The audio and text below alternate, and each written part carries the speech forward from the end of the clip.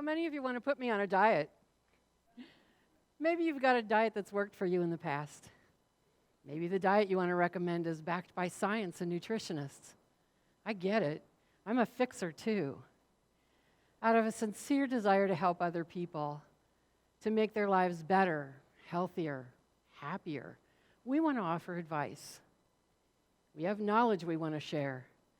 We have experiences we want to share. The only thing wrong with that is that when I lead with a fix, when I start off with, you might try this, or this could be good for you, what I'm really saying is I see you as broken, somehow incomplete, not whole. What I'd like to suggest instead is that we lead with acceptance. When I was a junior in high school, I'd gained enough weight that my mother took me to a doctor. From that sincere desire to help, she wanted to fix me. She wanted to protect me from ridicule by the other students who were calling me fat. And although she was coming from a place of love, she was not accepting of the body I was in. She was not accepting of the person I was. She wanted to help. She wanted to fix me.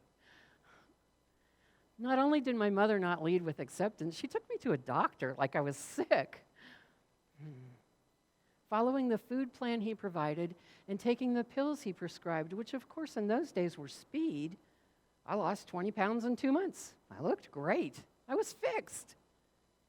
And as time went on, and I no longer had the diet pills, and I no longer had my mother to do the measuring and counting and weighing out food portions, the weight crept back on. Over the next 20 years, I enrolled in and followed the Weight Watchers plan 3 times. In Weight Watchers, we do a lot of measuring and counting and weighing out food portions, just like on the doctor's plan. It takes a lot of time and energy. That 3rd time on the plan, I spent a year losing 50 pounds. And then I spent 6 months in their maintenance program, and they handed me a golden key, the key to the future, so I'd never put this weight back on again.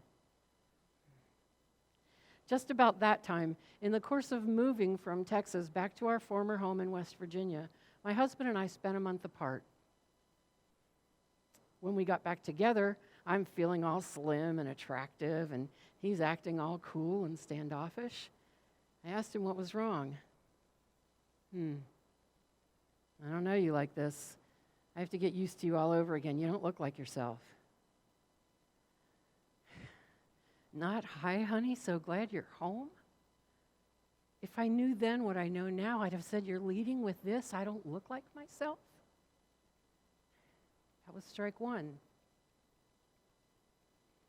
The next week, I'm having lunch with my dear friend Susie, and in the course of our conversation, she says to me, you know, you don't even look good, you look sick. Again, this is what you're leading with? I don't look good? That was strike 2. 6 months later, I'm going to see my mother for the first time in 2 years. I show up and she says, Betty, you're so thin. Mom, I've been sending you pictures. You knew I was losing weight. Why are you so surprised? Oh, I thought you'd get back together with all your old friends and just put the weight right back on again. Wow. Just wow. For me, that was strike 3. I was out. Those comments really hurt. Why was I doing all this if the people I cared about couldn't accept me the way I'd become? Here's the deeper truth. I couldn't accept myself the way I'd become. I was afraid of every bite of food I took. I was afraid that a half-pound gain on the scale meant the whole 50 was coming back on. I lived in fear. I couldn't accept that this was my normal size and weight. It wasn't. I was afraid I couldn't sustain the weight loss, and the reason for all that fear is that I could not accept myself. So the 4th time I found myself back at Weight Watchers. I'm 2 weeks in, and I'm measuring and counting and weighing out food portions. How much of this have I had so far today? If I eat that, what do I have to give up later? All of my thoughts are about food, food, food. If I could fix this at the grocery store, wouldn't I have been done with it a long time ago? There has to be a better way to live than this. Isn't thinking about food how I got this way in the first place? Maybe I should just give up and accept that I'm a failure. What? Where did that thought come from? I didn't feel like a failure in other parts of my life. Why was I being so negative about this? Did you know that 30%, 70% of our thoughts are negative? According to research published in 2014, 7 out of 10 of our spontaneously occurring thoughts are negative. Let's face it, the world really is all about us. We think about ourselves most of the time. So if 70% of our thoughts are negative, we don't stand a chance. It's really hard to succeed in an environment where we're constantly being berated and talked down to, especially by ourselves. Have you ever had the awesome experience of watching a baby learn to do something for the first time? I remember when my granddaughter, Monica, was 10 months old. I was playing with her on the floor, and her eyes lit up with this big idea, and she crawled over to the couch, and she wriggled around to get her feet underneath her, and with her arms reached up to the couch cushion, and pushing with her feet and pulling with her arms, she almost stood up when she plopped back down on that well-padded butt. And I looked at her and said, "Stupid baby, why can't you just stand up? What's wrong with you?" Of course, I didn't say that to her. We don't talk to a baby that way. We accept that they're learning. They have to try over and over again. Automatically, we become their biggest cheerleader. We clap outrageously with every attempt. Keep going. You've almost got it. You'll be standing up before you know it. We lead with acceptance. If we're going to accept ourselves at any size, age, weight, we want to look at the things we say to ourselves. I'm a failure. I'll never get this. I'm an idiot. What's your go-to phrase?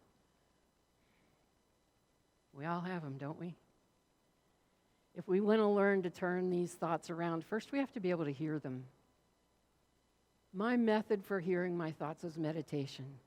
You might find a method through reading a book, watching a show, talking to a friend. For me, in meditation, I can allow my thoughts to bubble up into my awareness. As those thoughts begin to surface, I work to turn them around. I'm a failure turns into, oh, this is going to take some practice. I don't know how to do this yet. I'll never get this. Turns into, I can do anything I set my mind to. Before we know it, we're leading with acceptance in our self-talk. We're gaining confidence and we're much happier. And while we're listening to what we say to ourselves, what about the things we say about our bodies? I hate my hair. In the 60s, I ironed my hair to make it straighter. In the 80s, I permed my hair to make it curlier. For years, I colored my hair to cover the gray. Can I just look in the mirror and say, this is my beautiful hair? And while I'm looking in that mirror, my face is so square. My face comes to me from my heritage.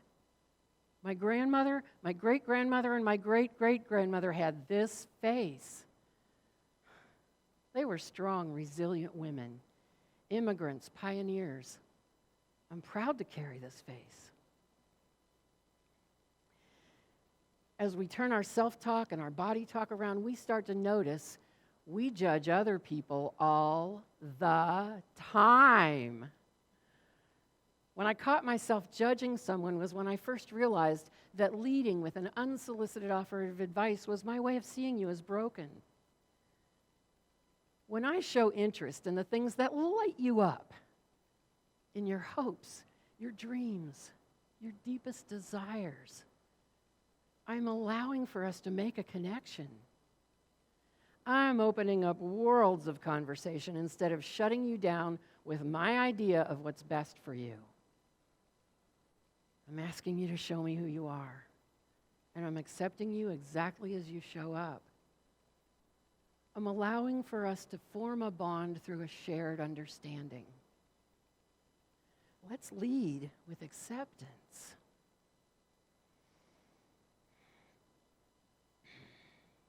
How would you feel if the first thing someone said to you was, "It's so good to see you. Tell me what you're doing lately," instead of, "Ah, you look tired. Have you tried this remedy?"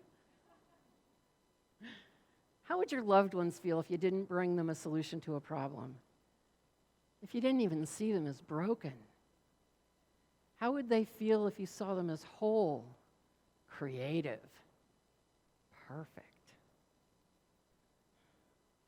I invite you into this practice of leading with acceptance. It's easy to fall back into fixer mode, though, so we want to practice the language of acceptance. We can say things like, "I can tell this means a lot to you," or "How can I support you in that?" Or "What would it take for you to feel more confident that you could succeed?" Each of us has our own ideas, and we're each as passionate about our idea as the next person. When we listen to each other with an attitude of acceptance, we make room in our heads and in our hearts for these new ideas, new experiences, new adventures. When we lead with acceptance, imagine the impact we can have on ourselves and on each other simply by saying, "I see you. I accept you." We can build a world we can't wait to wake up to.